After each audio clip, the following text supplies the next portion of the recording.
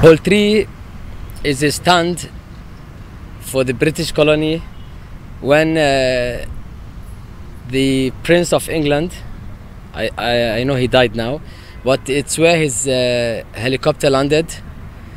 And there is a lot of history. I think Kano Golf Club is the first golf course in the whole of West Africa, not Nigeria. In the whole of West Africa, it's the first golf course. It's established in 1903, but because the papers are not there, so the last papers we could found is 1908. So I think it's more than 100 years. I played with the professionals today. We are about 22 professionals plus me. I came back with a score of 3 under gross, which I'm very happy. I think I'm second in total. Maybe only one pro beat me.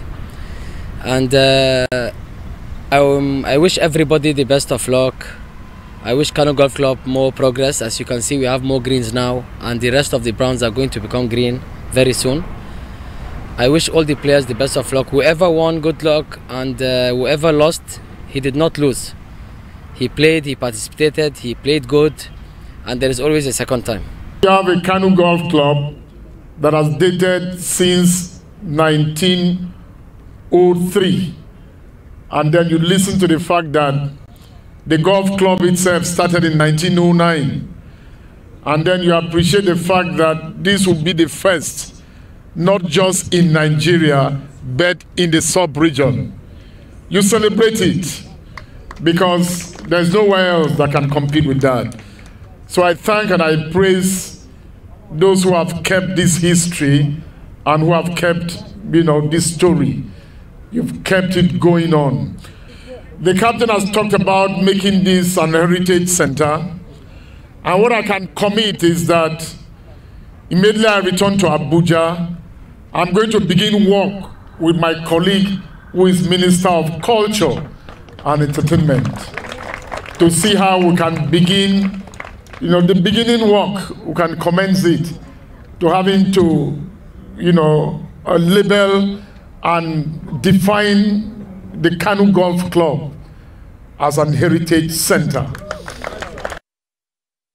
A big one there coming from the Honorable Minister of Sport Development. Welcoming you on the show, 360 Sports on Trust TV. Adeni Shafe. You just saw that particular clip. It's always good to celebrate our own at the oldest golf course in the whole West Africa, in Kano Golf Course. Right now, it's actually, they are going to be working to turn it to a national heritage. In fact, that's going to be a big one because across the whole West Africa, since 1903, that golf course actually been in existence. Well, a big one there, always celebrating Nigeria every time. Well, with me in the studio, I have Olawale Peters, who will be doing their talking with concerning sport with me this hour. Good to have you. Good morning, Adeni. It's my pleasure being here. Yes, that smile is suspicious. Yours also is very suspicious. Oh my goodness. Anyway, is the AFCON is still in the air? Nigeria, South Africa will be coming up on Wednesday. We'll be talking on that. We just saw there that particular golf course there. It's always good. You look at that particular location in Kano,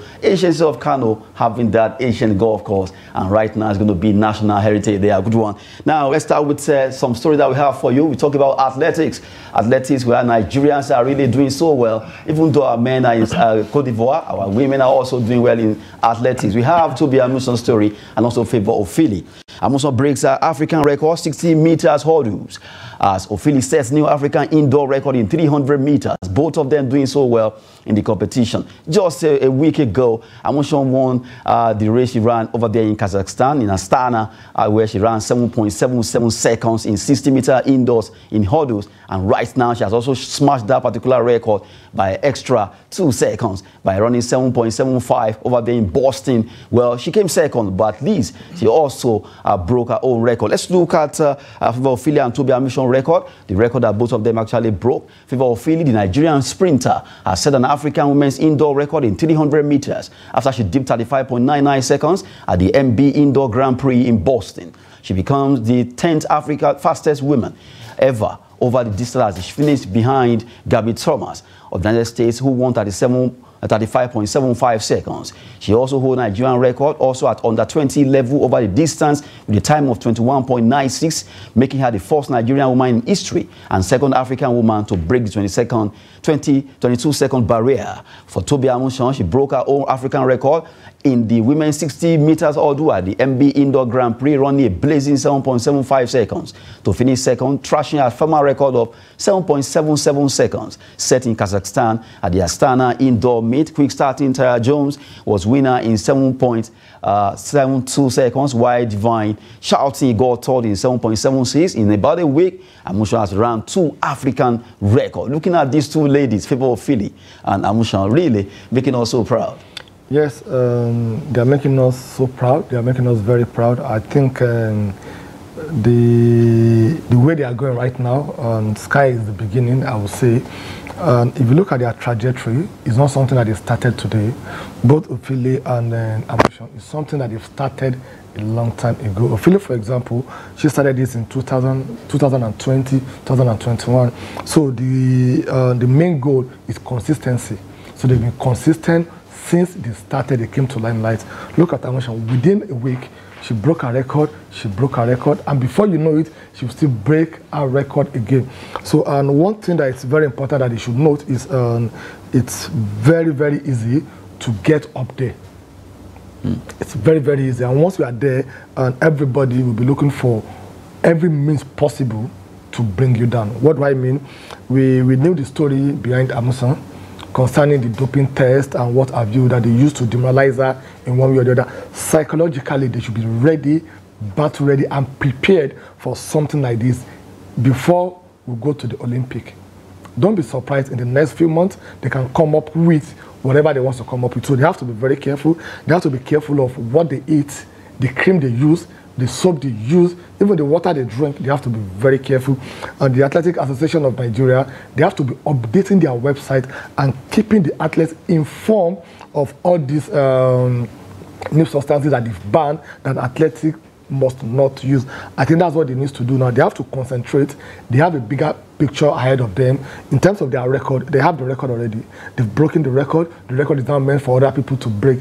What they need to do now is to leave the African stage where they've dominated for the past 4-5 years and go to the world stage and see how they can compete. And if you look at the distance between Ofili and Thomas Partey that won the championship, it's just how many seconds? About 15 seconds. So that means if she can walk upon that, there's possibility that she can close that gap and also beat that same record of 33.75. So I think it's a very good thing. It's a very good one that is happening. We are calling on the government also to see what they can do to assist these athletes also.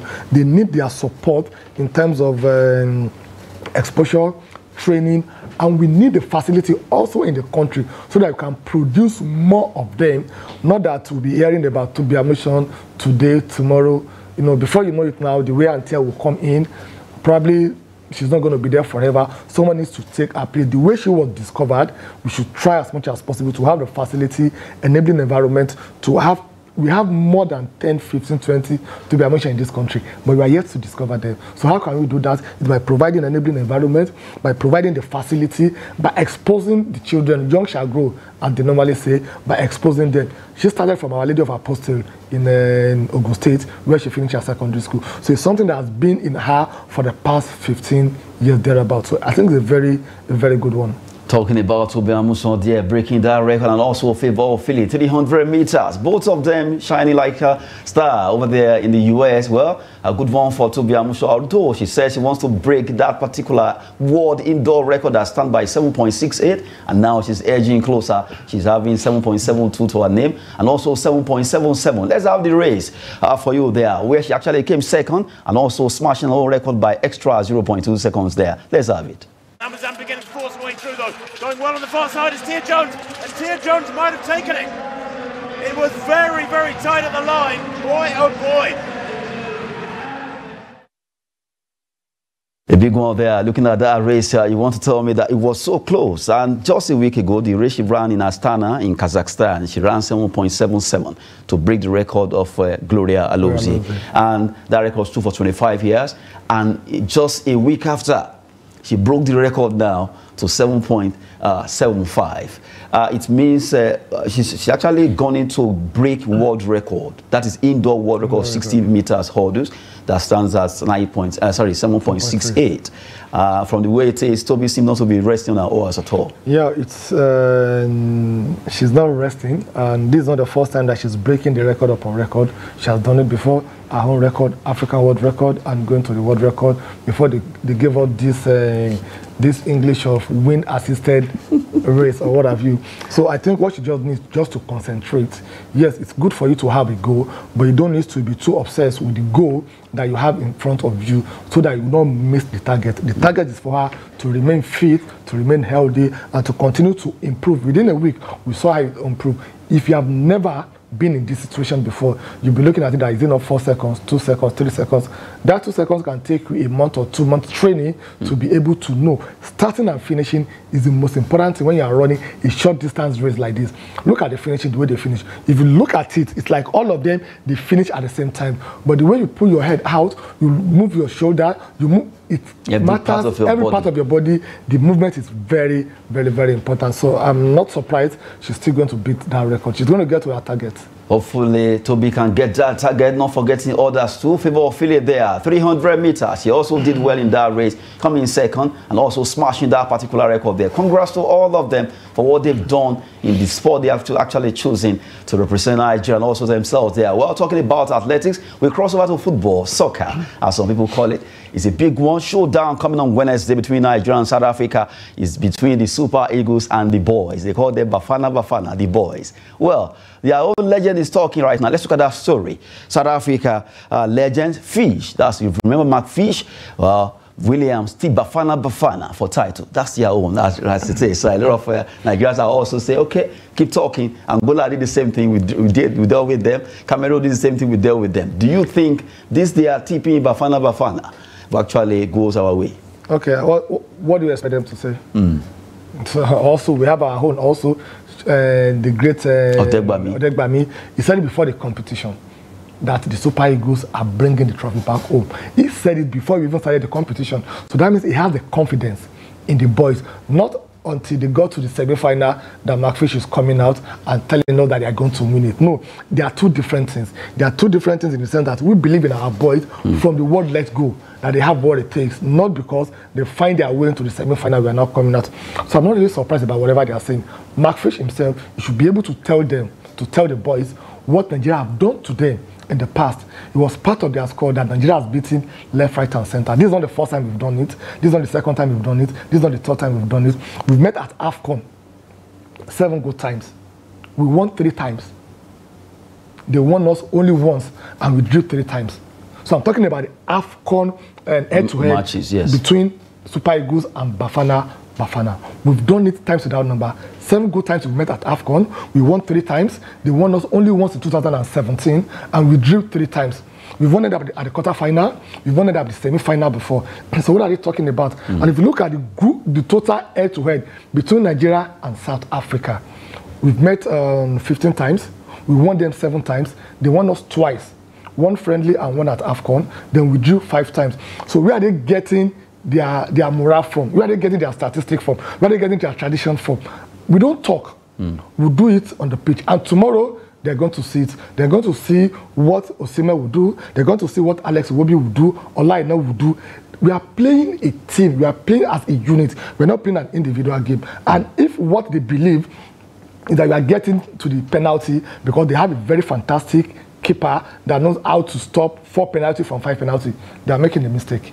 We are going to win the match before the 90 minutes. If they believe because they came with a keeper that had 9 clean sheets from 11 domestic league before he came to the competition, Nigerians were different. We have the best conversion rate at this current AFCON, so scoring is not going to be our problem. What we are doing right now is we look at our opponent and we deploy a statistic on how to do and how to play it. So they shouldn't worry. I like the way we are. We don't talk before the match. Go and ask the Ghanaians, go and ask the Cameroonians, go and ask the Angolian. We don't talk to them.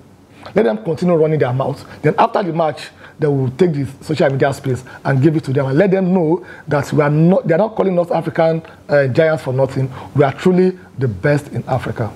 Well, looking at that particular sales there, maybe she does be the sales marketing manager of Super Eagles. Well, good one there. At least we have to talk about your own. Looking at Mark Fisher and also William supporting South Africa and Bafana. They also need to support our own Lawal Peters there. But let's look at some facts. That's with Nigeria and South Africa in this competition so far. To reach this stage, Nigeria defeated Angola 1-0. South Africa edged Cape Verde 2-1 on penalty following barren regulation and extra time. The two sides have met 14 times, with the Super Eagles enjoying a lion's share of the result with 7 victories against 2 for South Africa, with the remaining 5 ending in draws. Just like Olabita mentioned, South Africa have lost a match at the tournament, a 2-0 defeat to Mali, scoring 6 goals and conceded 2 with a 4-0 win over Namibia at the group stage, their heaviest win. Nigeria are undefeated in 5 matches and have scored 5 goals, with just 1 conceded against Equatorial Guinea in their opening Group A match. Following the 2000 semi-final win, Super Eagles edged Bafana in the quarterfinals of 2019 edition in Egypt with a narrow 2-1 win. For the 16th time in 28 appearances, Nigeria are in the semi-final of the competition, equally a record set by Egypt, who have also reached the last 16 times in 26 appearances. Behind these record holders, Ghana comes in third with 14 semi-finals played in 24 appearances.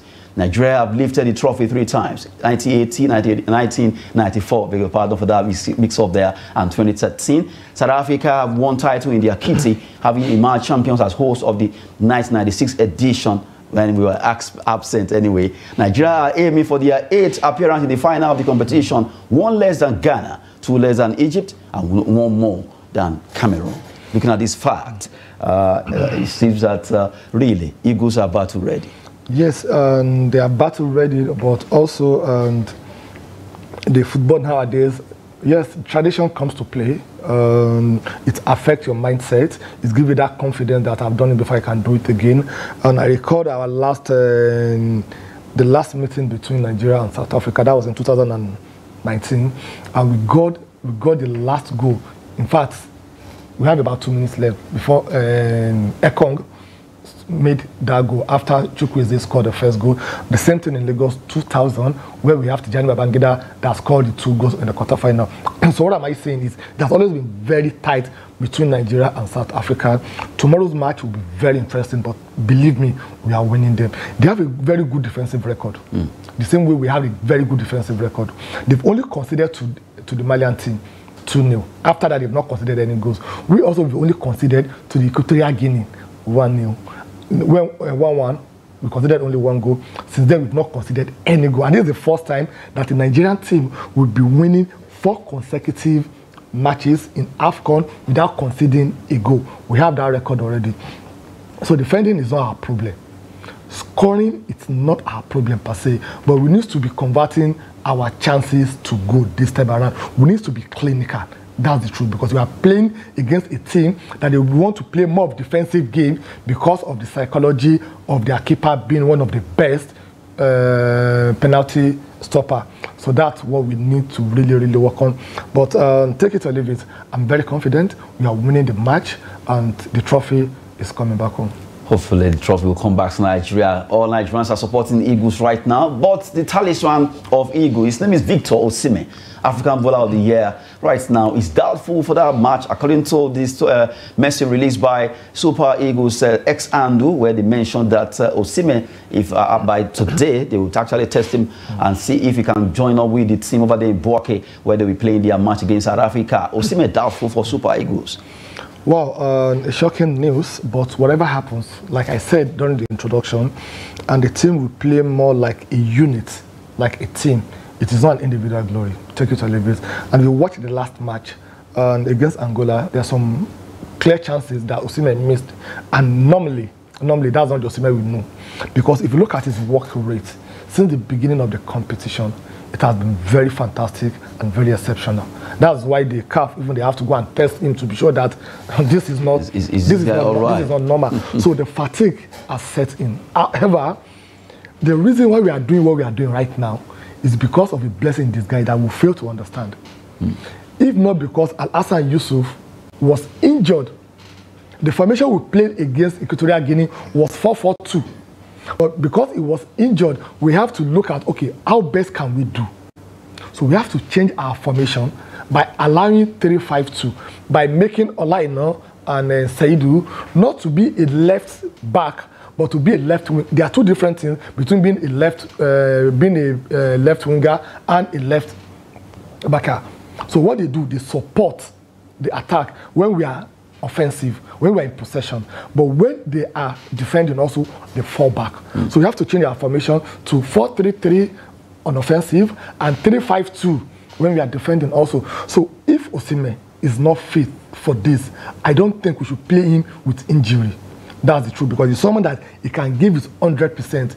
The coach and his assistant also, including the captain, because something happened against Angolan team. The substitution that was made, it was Ekong that told the coach that no, what's the name of this, our defensive midfielder, is tired. So we need to change him and bring in Aribo. So that means everybody is playing together as a team. So that is what they need to look at also. They should look at what is ahead of us. It is not a must for Osimhen to play if he is not 100% fit, because it's someone that I know, anytime he plays for the country, he plays with his life. He gives his 100%. So if you can't get that from him, we should not risk him. If it's not going to play semi-final, but will be fit for the final, we still have other players that we can give an opportunity to play. But my prayer, and the prayer of all Nigerians, is that Osimhen must be fit. He must play tomorrow. He must terrorize them. He must score that goal. Hopefully, we terrorize them. Just looking at that hotness coming from Nigeria, because Osimhen right now could be doubtful, but we are waiting that the doctors they will have to get their own pass mark on signing that player for him to join that team over there in Boaké there. Well, talking about AFCON, after the human performance of Super Eagles, the new FIFA ranking came out. And to let you know that your team, Super Eagles right now, they are now at the 4th in the world. They've joined 8 places and in the world, and now 3rd in Africa. Let's look at that ranking. In Africa, Morocco still number 1. In Africa, 12th in the world. Senegal, 2 in Africa. Now 17th in the world. Nigeria from 44, right? Rather 42 rather. They've joined to 34, and now they stand number 3. Formerly, they were in 6th position in Africa, ahead of Egypt now and Tunisia. Well, a good one, and I'm sure we are getting closer to take our rightful place. What's our rightful place? We are number 1. We are the best in Africa. So, and I'm sure with the way we are progressing right now, the way that we've gotten our rhythm right now, we're not going to draw back again. So we'll take it very soon from Morocco and the Senegal that they are in front of us. Let's see if you can go back to that number 5th in the world in 1994. If you remember, US 94, Nigeria was actually ranked 5th in the world. Now, we take our last video on the show. Let's go international. Let's actually talk about Premier League and also some result that took place yesterday. A big one for Manchester City. They were able to win their game convincingly, 3-1 against Brentford. Foden getting a hat-trick in that particular encounter after Mopé opened the goal score. It was actually the one that started the trouble, but Man City came back to show them how to play football. Rayo Vallecano 1, Sevilla 2, and Nesri is scoring a brace there. Palazzo actually getting 1 for Rayo Vallecano. Roma, they walloped Cagliari 4-0. Pellegrini, Dybala getting 2 goals there, 1 penalty, and Hosin getting another one. Looking at the way it is right now, if you look at the table, the top 6 in the EPL, we have Liverpool, Manchester City. They've taken over 2nd position, now ahead of Arsenal on goal difference of 29-25. Yeah, it's going to be a very tight title race this time around. Now, it's going to be between Liverpool, Man City, and Arsenal. And though Man City, they're having an advantage currently, they have a match less in which they played only 22. They have another one to play, but it's not an automatic that they're going to win the match. Then Arsenal, I think, a very good morale booster for them for winning their match against Liverpool. A very good morale booster for them. So let's see how it goes. But sincerely, if Manchester City should win the Premier League this season, it's not going to be interesting again. It's going to be like in the French Ligue 1, that it's only an animal farm. They will come, they will win it. But I like the way Liverpool and Arsenal, they are giving it to them. And even Aston Villa, they are trying. Of course, they are trying. They're still in the race. They played only 23 matches. What's the probability that Manchester City, they cannot lose the next 3, 4, 5 matches, and other teams they will pick up. So it's going to be very interesting. And I love what they did yesterday also, Manchester City. They showed that it's not easy to be a champion. That's the truth. After they considered the first goal, they came back firing from all cylinders. And talking about the firing now, you look at Phil Foden getting the hat-trick. Seriously, it was an outstanding performance, despite the fact that their robotic striker Erling Haaland was there. Okay, and that's one good thing about the Manchester City team. Anybody can score. They don't have a main man. Yes, Erling Haaland is a goal machine, is a robotic Haaland or whatever, but other players too can score. The last match before now, it was Alvarez that scored the match, not even Haaland. Now, Phil Foden scored. Next one, maybe it's KDB that will score the match. So they have a team that knows, I mean, they know what they are doing when it comes to in terms of goal. They can't have 3 clear chances and they will not score 1. They will do that. So scoring is never their own problem. So if you are playing Manchester City and you scored 1 goal, you actually started the problem. No, it's like you use the small hand to look for the big trouble. So that's what happened yesterday also. So if you want to play them, what you need to do is to go all out, be offensive from the beginning to the end. But if you want to be defensive and offensive, you can't play Manchester City when it comes to that. So a very, very, very good one. A good one there coming from Larry Peters. We've been talking sports on the show, 360 Sport. Well, for Nigerian stars, footballers, athletes, different sport, karate, taekwondo, we always support you because we know you are the best in the world. Well, right now we have to go, but before we go, Chelsea always look for trouble with Man City, and now they got a big hand. Did Chelsea play yesterday? No, I just want to at least drag JP. That's it on the show. We have to go right now. Thanks so much for coming on the show. It's my pleasure being here. Adeniyi Ajishafe. Sport is always business and fitness. Thanks for watching.